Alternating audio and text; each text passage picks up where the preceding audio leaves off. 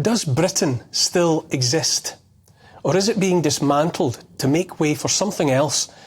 Obviously, there are some square miles of dry land off the coast of mainland Europe still going by the name of Britain.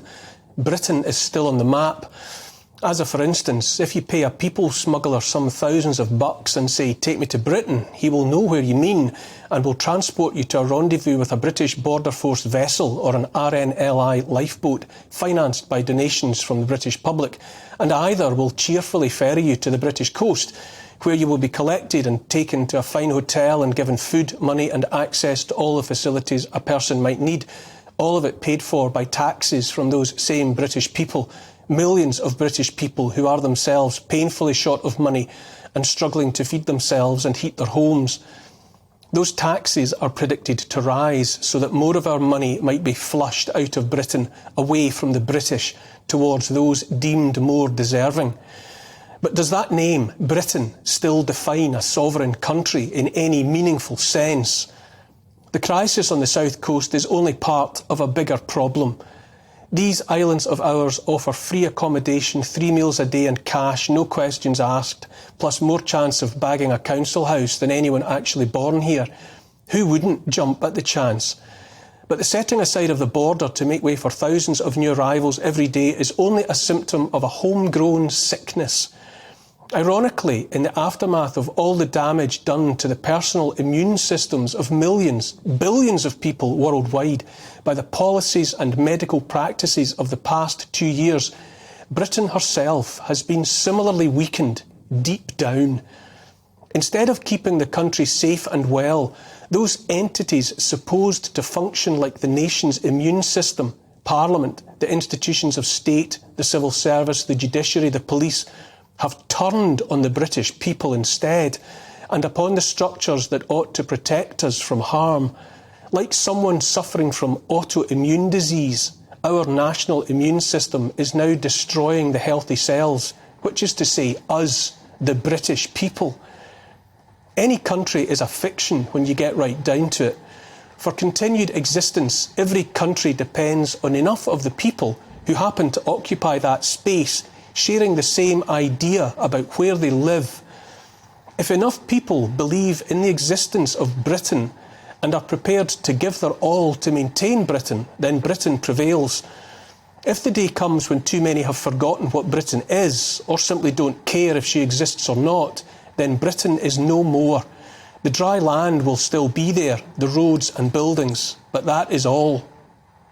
This is the time of remembrance, when we claim to honour the ancestors who gave the last full measure of devotion to protect this country and see it handed on intact to future generations.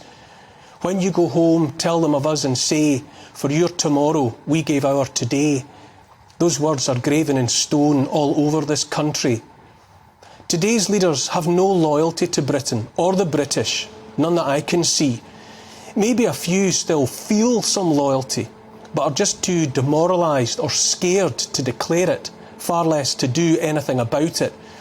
Whatever loyalties the rest of them have, on both sides of the aisle, they lie elsewhere, not honestly declared. For one thing, they're loyal to those entities that do make all the meaningful decisions, which is to say the markets and the banks. It was the markets that wanted rid of Liz Truss and Kwasi Kwarteng, and so they went. Now we have Rishi Sunak, the Prime Minister none of us voted for and therefore don't want. Like Jeremy Hunt, blatantly the market's choice of Chancellor, his loyalties lie anywhere but with Britain and the British. Imagine how both men drool at the prospect of a central bank digital currency and the surveillance society it will force upon us. If we are led by figures committed to objectives that are against our interests, are we even obliged to obey their diktats when they are undoing everything Britain has been? Are the needs and wants of the British people to be set aside in favour of the needs and wants of everyone else, anyone else in the world? I ask those questions sincerely. Since we're talking about the markets and the banks, we might as well focus on what it's all about, all of this upset and upheaval, which is control. Control of the people via control of our money. At a time when British people are struggling in ways that have been unknown to millions for a very long time, a vast mountain of the money they pay in tax is being shovelled elsewhere. For the crime of having been born in the home of the Industrial Revolution that changed the world for the better and lifted billions of people out of poverty, this latest generation of British people is to be punished, diminished, made dependent upon a state that openly despises us and treats us with contempt. Setting aside, for example, the fact that China has pumped out more pollution in the last 8 years than Britain managed in the 220 years since the Industrial Revolution began, more of the taxes paid by British people might be handed to the developing world, perhaps China included, who knows, as our penance for making it possible for 8 billion people to be alive in the world at the same time. Courtesy of cheap, efficient energy, plentiful food and all the benefits born of the modern medicine and technology our ancestors' efforts made possible. The fire kindled here more than 200 years ago made life better, made life possible for billions, and in return we are to be mugged in broad daylight, our wallets emptied and our hard-earned cash handed to anyone around the world that wants it. A good whack of China's recent output of CO2 came from burning coal to make our wind turbines and the rest of the vanity projects that let our remotely controlled leaders spout lies about cutting emissions. But hey-ho, never let the facts get in the way of a good global scam. Back to the point, British money, earned by hard-working, struggling British people, is being funnelled out of Britain and into the wider world as fast as the leaders can make it flow. Cynic that I am, I conclude that all possible efforts are being made to impoverish and so destroy once and for all that upstart aspirational middling class whose very existence so infuriates today's rulers. Natural law is summarised in 3 words: do not steal. It underpins all lawful behaviour. Do not steal the life of another. Do not steal the private property of another. Do not steal the product of a worker's labour, which is to say taxation. Do not steal a person's rights. Do not steal. It's simple, but that simple foundation of lawful society has been set aside for the benefit and enrichment of the few. Every day and more, those calling themselves our leaders are stealing everything. They look us in the eye and steal from us. During lockdown, they stole our rights and liberties. They stole the livelihoods of millions. They stole mental and physical well-being. They stole the way things used to be. They're stealing the futures we had planned for our children. There's a line of Latin that goes, quis custodiet ipsos custodes. It means, who will guard the guards themselves? Those words focus our attention on the situation that arises when people with the power to supervise others are not themselves subject to the same scrutiny. It applies also when those who entitle themselves to make the law also empower themselves to enforce the punishments. That is the definition of tyranny that our Constitution was shaped to prevent. There's a COVID inquiry out there. The same people that caused all the harm are now deciding if they did the right thing or not. I think we all know what conclusions they will draw. I ask again, who will guard the guards themselves? The UK border force, in place to protect and maintain the border, might as well be working in partnership with the people smugglers. The same company involved in border control has the government contract for housing asylum seekers. This is a conflict of interest alongside an inversion of their role. The police, a citizen police force supposed to protect the British public, does next to nothing to keep law-abiding citizens safe from real violent crime and instead monitors what people say on social media.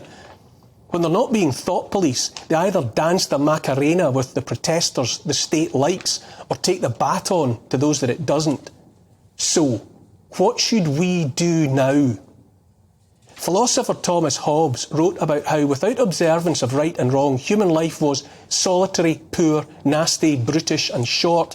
He concluded that such chaos was ended only if individuals agreed via a social contract to surrender some liberty to a sovereign on condition that that sovereign would keep them safe.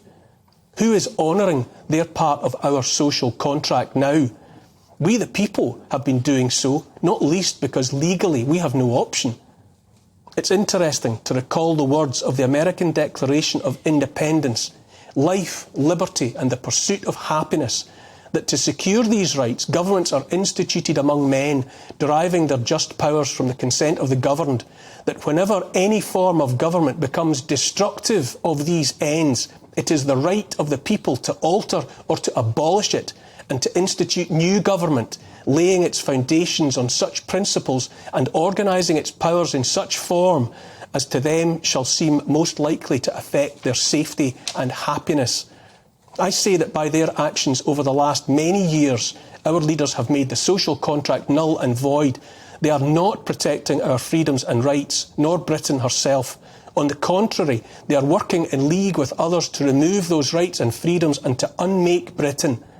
If they will not honour the social contract, then why should we? While we were distracted, our governments assumed outrageous powers over us. Body and mind were being crushed and numbed. The time for accepting all of this has long passed. Here's the thing. Where should our loyalties lie now? With those who, by their actions, have made plain they respect us not a jot, or with each other, those who have seen through the lies and the transparent grasping for power and control. On this Remembrance Weekend, I would honour those who gave their lives for a free world and a country called Great Britain.